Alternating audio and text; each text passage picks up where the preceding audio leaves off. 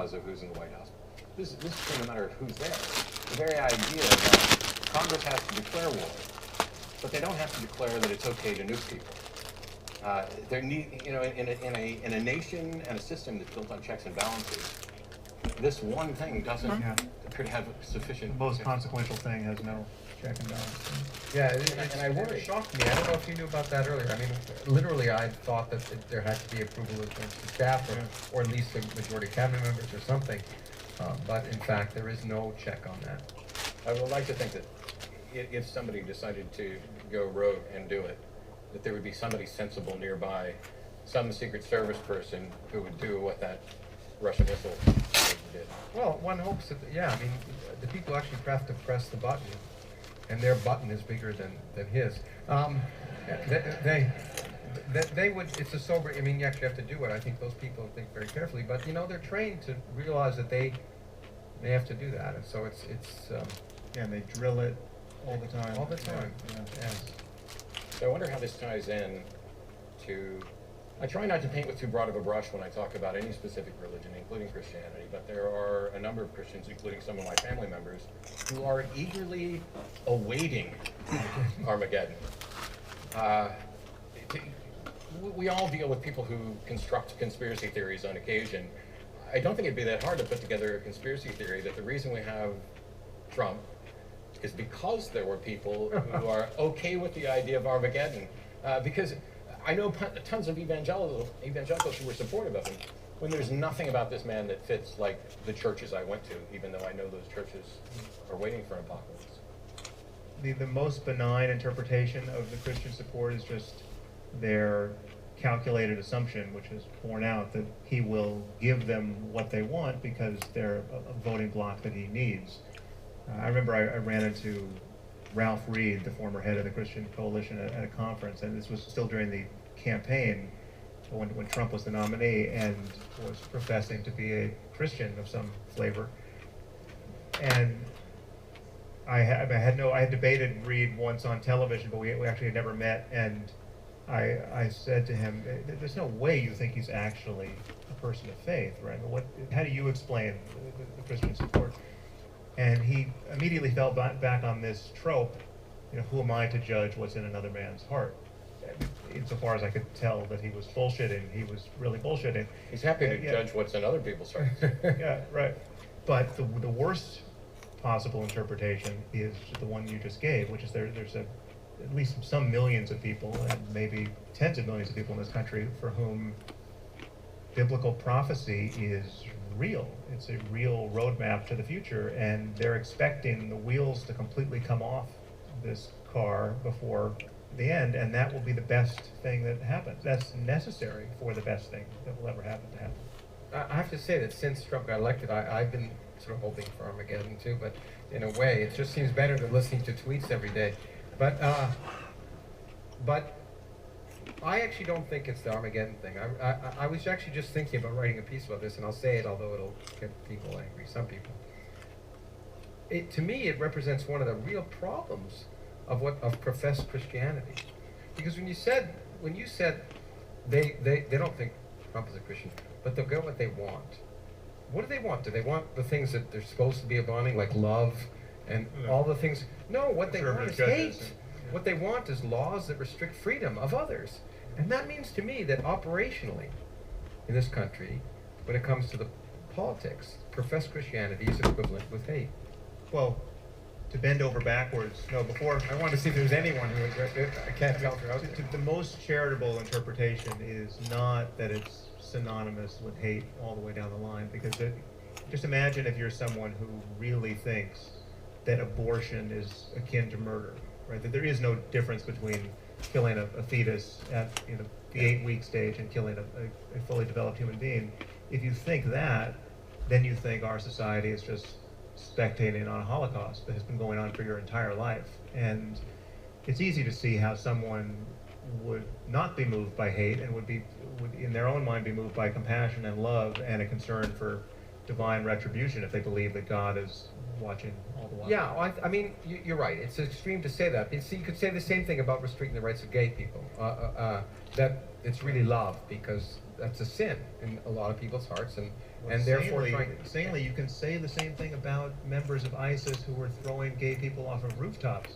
Some of you must have seen this footage of ISIS members hugging, with apparent sincerity, the people they were about to hurl off of rooftops. Because it's a loving this was not a naked declaration of hate. This was, sorry, this is how the game is played. We have to do this. Well, that represents to me that, I mean, that's the paradox. So, and I don't know if I've said it before on stage to you, but Steve Weinberg was a physicist friend, a Nobel laureate, and also an atheist, has said that there are good people and there are bad people.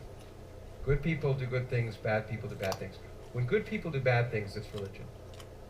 And I think, I mean, there's a lot of truth in that. So people are, and it's not just religion, it's ideology. Whenever people move away from reason, and justify, and we all do it, but justify bad actions, and as if no one, I think very few people do bad things thinking they want to do a bad thing. Right. They're doing it for some reason that they think is a good reason.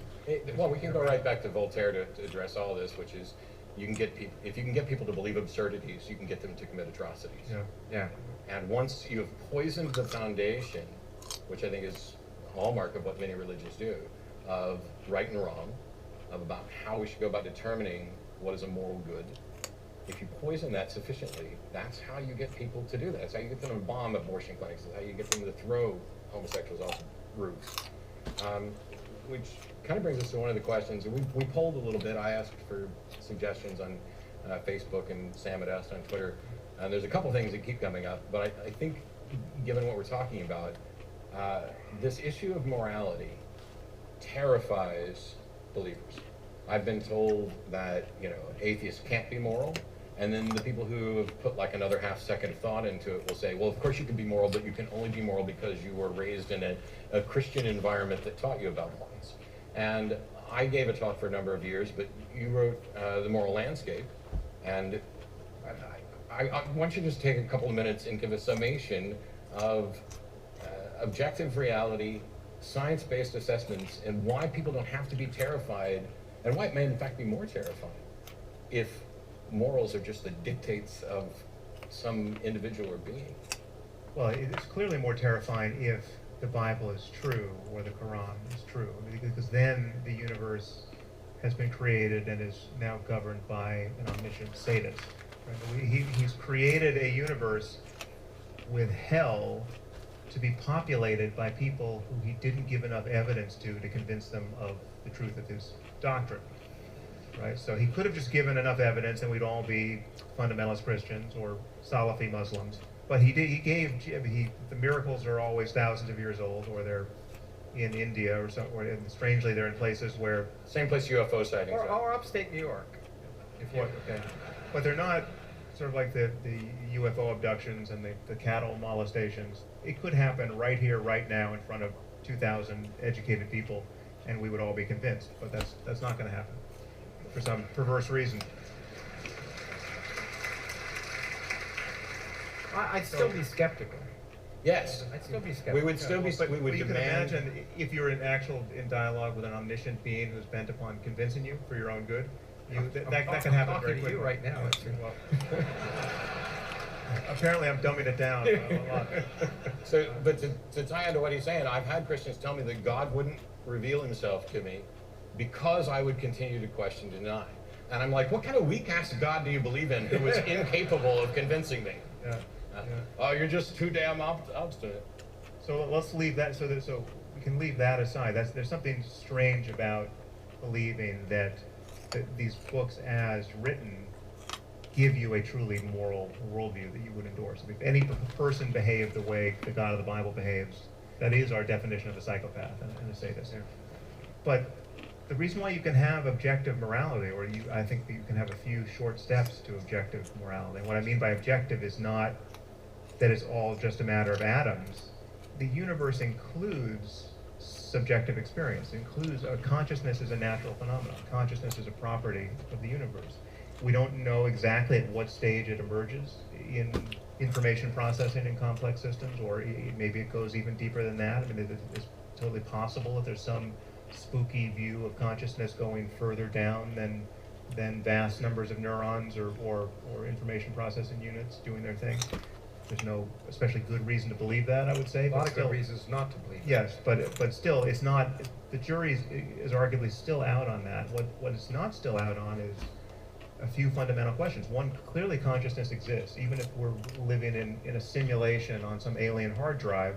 Something seems to be happening, right? And that seeming is what I'm calling consciousness. So even if you're a brain in a vat right now, or you're in the Matrix, or this is all just a dream and you're going to wake up in a few minutes and find yourself in bed, no matter how confused you might be about your circumstance, there is still consciousness and its contents in each moment.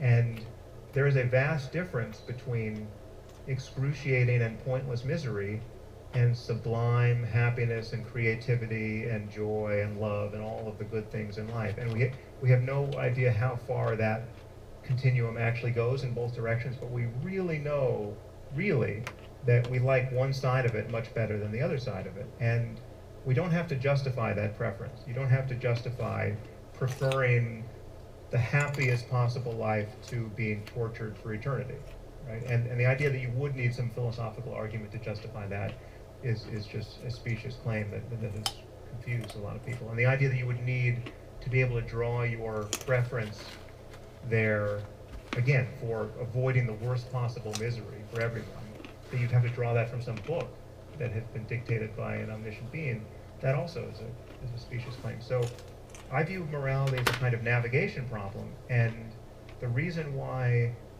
this is of a piece with ultimately a scientific understanding of the mind and a scientific understanding of human well-being and of conscious systems generally is that navigating between these two ends of the continuum of experience, avoiding the worst possible misery and finding true bliss and creativity and connection and love, there are right answers about how to do that for properly constituted minds. And for us, there are biochemical answers, there are psychological answers, there are sociological answers, there's economic answers, political answers. Every piece of human knowledge that's legitimate knowledge has to be brought to bear on the question of how to live a fulfilling life. And it is possible to be wrong, and it's possible to not know what you're missing, and it's possible to be right for the wrong reasons. And so every permutation of ignorance and confusion is there to be suffered and endured, and we have to break the spell of thinking that we need to live forever shattered by tribal dogmatisms in order to talk about there being right answers to moral questions.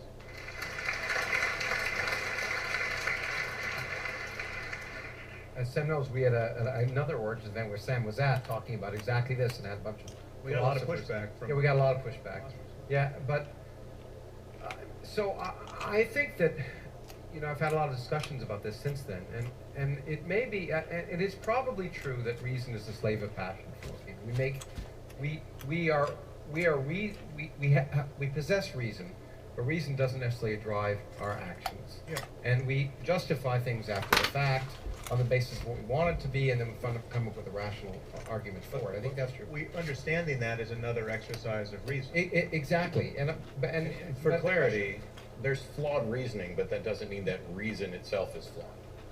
No, but I think we're capable, and you and I and everyone in this audience does it, that we all rationalize our lives every day. We wake up, we rationalize that we like our work or our spouse or whatever else it is in order to get through the day. And let it be known that I didn't nod my head to that. That's right. Yeah. Let it be noted. But only audio. But and so I'm not 100% convinced that you can always get ought from is, as some famous philosopher once said. But I do think I agree with you completely that it's a process that without is you can't get ought. I think that's the point. Without is you can't get ought. If you don't know the consequences of your actions in any way, and that's what science is. Science tells you the reason. But I view science as sort of reason based on empirical evidence. Then you can't possibly make decisions that you can't determine what's right or wrong. You need to know what the goal is and what the outcome is going to be. What the outcome is going to be. So without a careful understanding of and then some people call this utilitarianism, I guess, but I just see it as without science there can be no morality, in my opinion, or no sensible morality. And I think what we've seen, and Pinker and others have argued, I think, pretty effectively, that in some ways the Enlightenment and rational thinking has led to a world where some things that were once thinkable are not thinkable now. And so there's no doubt, I don't know whether I would argue that we can, well, certainly I would argue we might not be able to understand morality now, but that's irrelevant, because we agree that not understanding something is not evidence of anything but not understanding. The more we learn, the more we will understand. So I do think ultimately we'll have a neural understanding of almost all our decision-making capabilities. But certainly without that reason, I don't think you could even discuss the question. Well, let me just take 1 minute to say why I think this is-ought business is totally confused. This comes from a paragraph in Hume's work where he was actually trying to hold religious conceptions of morality at bay. And I think it's been misinterpreted, it's certainly been overused as one of these exports from philosophy that has just gotten into the heads of everybody and is influential, totally out of proportion to its actual validity. One thing I would point out is that Hume said he found many seeming paradoxes, and one was with respect to causation. Yeah. And if you took him seriously about causation, you couldn't really take science very seriously, because apparently there's no evidence of causation in the world. We just see the contiguity of various events, but we never see causes between A and B. So this is-ought business. Let's say there is no ought, there is no should, there is no obligation to do anything in this universe. There is just what is. There's just the totality of facts that are actual and perhaps possible, perhaps also impossible. Whether there's such a real thing as possibility, or everything is in fact actual, it's just happening in a parallel universe, right? Or trillions upon trillions of such universes. There are only facts. And the first thing I would ask you is, if you can't get your sense of how you should live from the totality of facts, all of reality, where do you think you can get this sense of how you should live? So you're not impoverished having all the facts of the universe at your disposal. And you still have, even if there's no such thing as morality, we still have this navigation problem. Put your hand into a wood chipper and see how much you like it, right? Yeah. You will very quickly get the message that you don't want to do that again. You will want to avoid that, and there are an infinite number of ways in which we can experience pointless misery from which no good comes, and we will find ourselves navigating. And all I'm arguing is that we call morality those subset of behaviors and commitments that relate in social space to this navigation problem of finding better lives together. And if you were alone on a desert island, you wouldn't call it morality, but you would still talk about well-being and happiness. And so, I agree completely. I guess the question is one of what one calls objective morality, if you want to use those terms, in the sense that everything you said, I think, is clearly true.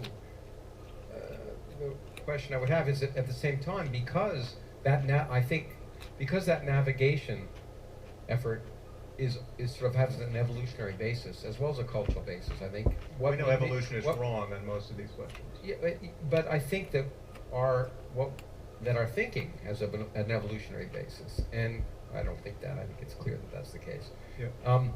Then it means to me that morality is a moving target too. The question is so that humans are hardwired, I think, to find some things moral and not, and that's an interesting question to find out how they are. And as you know, some psychologists do test the famous trolley car experiment. And so when one talks about objective reality, I think it's based on a totality of experience, but that totality of experience evolves, and therefore I'm a little more hesitant in talking about absolute morality. Yes. Well, no, I don't use absolute. Yeah, it's evolving into a space of right and wrong answers and real facts about the conscious experience of actual and possible being. So there's a right answer to the question of